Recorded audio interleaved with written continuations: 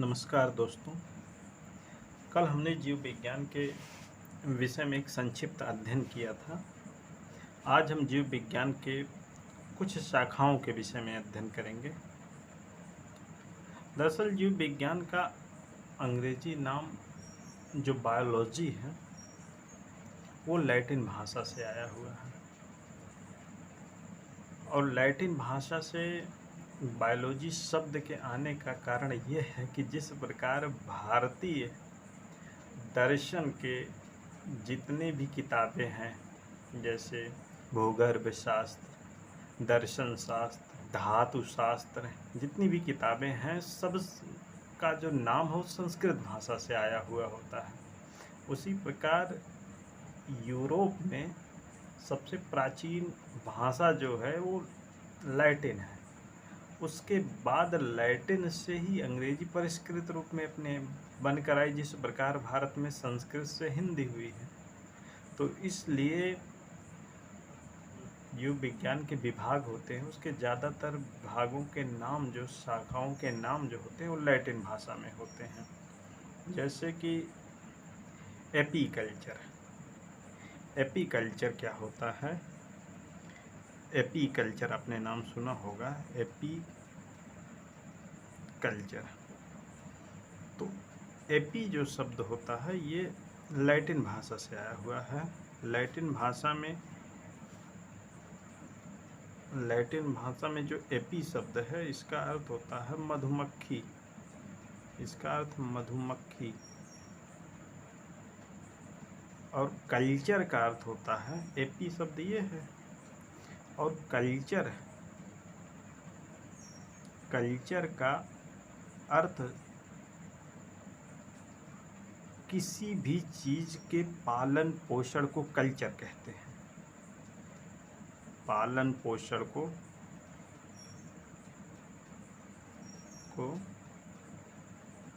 Culture कहते हैं। इसलिए जब मधुमक्खी का पालन पोषण होगा तो उसे एपीकल्चर कहेंगे।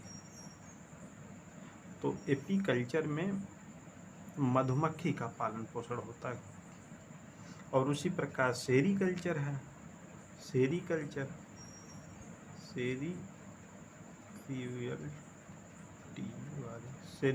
होता है।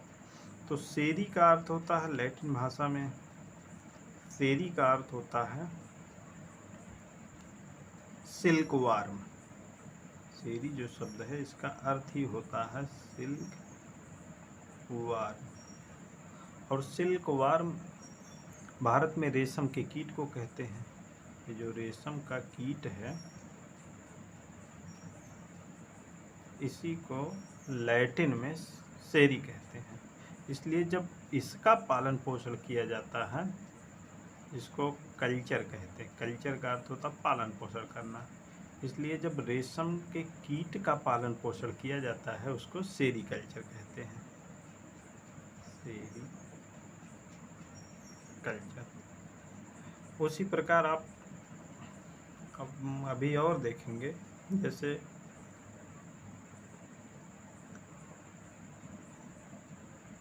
सिल्वीकल्चर।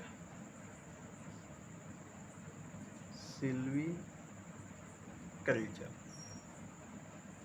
तो सिल्वी का अर्थ होता है जो सिल्वा होता है, यस सिल्वा। सिल्वा का अर्थ होता है वुड फॉरेस्ट। ये लैटिन भाषा के शब्द हैं। ये जो सिल्वा शब्द है ये लैटिन भाषा का शब्द है और वुड फॉरेस्ट उसका अंग्रेजी नाम है। जिस प्रकार संस्कृत के शब्द होते हैं उनका अपभ्रंश रूप हिंदी होता है, उसी प्रकार जो लैटिन के शब्द हैं उनका इंग्लिश वर्जन वुड फॉरेस्ट है। अब वुड फॉरेस्ट का मतलब होता है कि लकड़ी से संबंधित होता है। काष्ठीय लकड़ी जो होते हैं, इसलिए काष्ठीय जो लकड़ी होते हैं उनका अध्ययन जो होता है वो काष्ठीय लकड़ी, उनका जो अध्ययन होता है वो सिल्वीकल्चर कहलाता है। आप एक बात विशेष कर ध्यान से याद रख लीजिए कि जिस भी शब्द में कल्चर शब्द जोड़ा गया तो उसका सिर्फ एक ही अर्थ होता है कि किसी भी चीज़ के पालन पोषण से संबंधित होगा। और यदि किसी शब्द के पीछे लॉजी शब्द जोड़ दिया गया तो लॉजी का अर्थ आपने बायोलॉजी में तो जाना ही है, स्टडी। तो इसलिए जिस शब्द के अंत में लॉजी शब्द जोड़ दिया जाता है तो उसका अर्थ होता है उसका अध्ययन है। जैसे जैसे आप देखोगे एक शब्द होता है माइकोलॉजी। माइकोलॉजी माइकोलॉजी तो इसमें माइको जो शब्द होता है ये भी लैटिन भाषा से आया हुआ। तो माइको का जो अर्थ होता है कवक, और लॉजी का अर्थ होता है अध्ययन।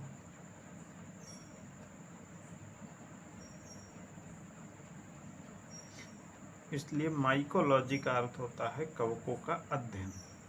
अब ठीक उसी तरह आप देखेंगे एक शब्द होता है फाइकोलॉजी। फाइकोलॉजी एक शब्द होता है फाइकोलॉजी। अब फाइको क्या क्या अर्थ होता है, ये भी लैटिन भाषा के शब्द है। तो फाइको का अर्थ होता है शैवाल, और लॉजी का अर्थ होता है अध्ययन करना। इसलिए फाइकोलॉजी का अर्थ होता है शैवालों का अध्ययन करना। आप इसी तरह देखेंगे एक शब्द होता है एंथोलॉजी। एंथोलॉजी अब एंथो शब्द का क्या अर्थ होता है, तो एंथो शब्द का अर्थ होता है एंथो शब्द का अर्थ होता है फ्लावर। फ्लावर का अर्थ अर्थात फूल, और लॉजी का अर्थ होता है अध्ययन। अध्ययन इसलिए एंथोलॉजी का अर्थ होता है फूलों का अध्ययन।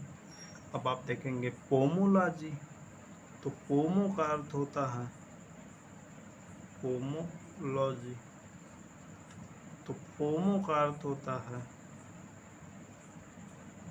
फल, और लॉजी का अर्थ होता है अध्ययन। इसलिए फलों का अध्ययन पोमोलॉजी कहलाता है। ठीक उसी तरह ऑर्निथोलॉजी होता है, और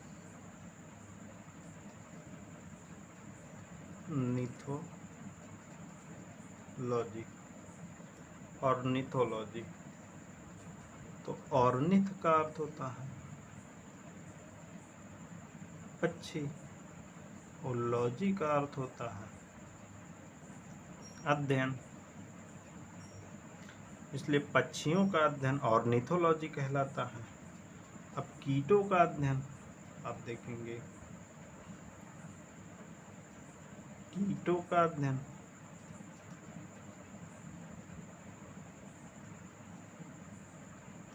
एंटमोलॉजी। एंटमोलॉजी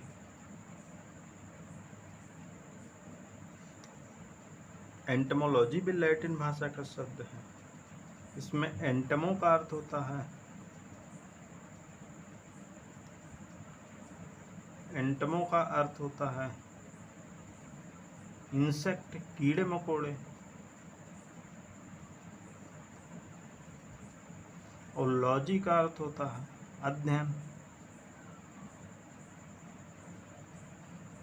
इसलिए एंटमोलॉजी का अर्थ होता है कीड़ों का अध्ययन।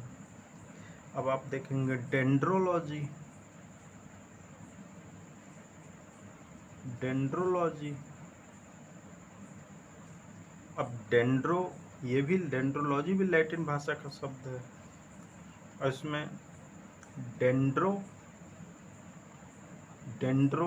डेंड्रॉन शब्द से बना हुआ है। डेंड्रॉन का अर्थ होता है पेड़, और लॉजी का अर्थ होता है अध्ययन। इसलिए पेड़ पौधों का अध्ययन डेंड्रोलॉजी कहलाता है। ऑफियोलॉजी आपने ये भी देखा गया। ऑफियोलॉजी तो ये भी लैटिन भाषा से मिलकर बना हुआ है, जिसमें ओफियो का अर्थ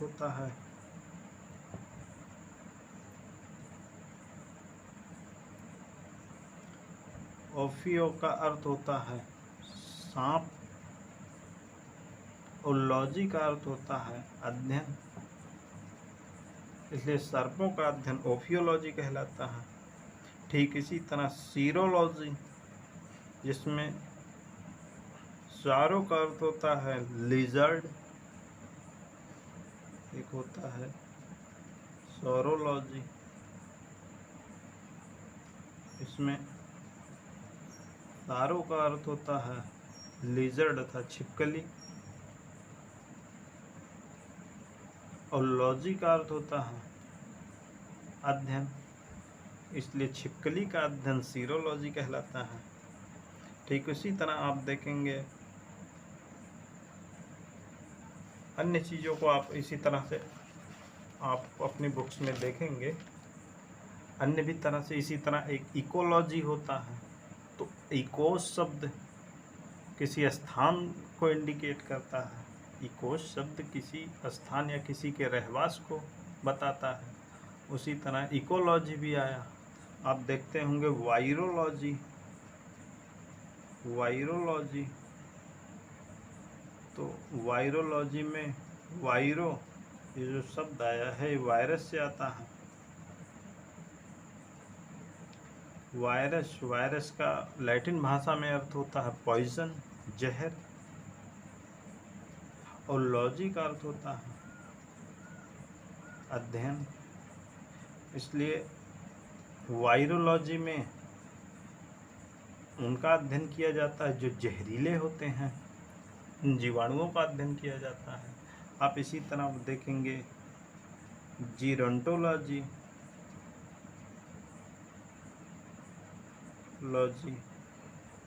इसमें आप देखेंगे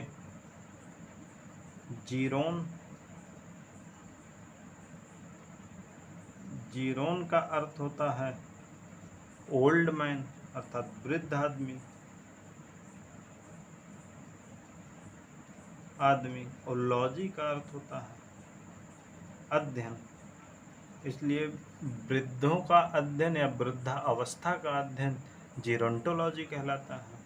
इसी प्रकार आप देखेंगे अन्य भी विज्ञान की शाखाएं हैं, लेकिन इसमें महत्वपूर्ण ये है कि आप जहाँ पर आपको मिले लॉजी शब्द तो समझ जाना कि ये उस विषय के विषय में अध्ययन को बताता है, लेकिन जहाँ पर कल्चर मिल जाए तो उसका सिर्फ सीधा सा एक ही अर्थ होता है कि वो उस सब्जेक्ट के जो उसमें दिया रहे, जैसे मछलियों का रहे, मत्स्य पालन रहे, तो उसका जो लैटिन भाषा में शब्द होगा उसी में कल्चर जोड़ दिया जाएगा। जैसे लैटिन भाषा में पिसी मछली को कहते हैं, तो मछलियों के पालन पोषण में पिसी शब्द में कल्चर जोड़ दिया जाएगा, और मछलियों का पालन पोषण इस प्रकार पिसी कल्चर हो जाता है। इसी प्रकार से आपको कोई भी शब्द बनाने हो तो उसके लैटिन भाषा में वो कल्चर शब्द जोड़ दो, तो उस सब्जेक्ट का वो पालन पोषण हो जाता। थैंक यू, धन्यवाद।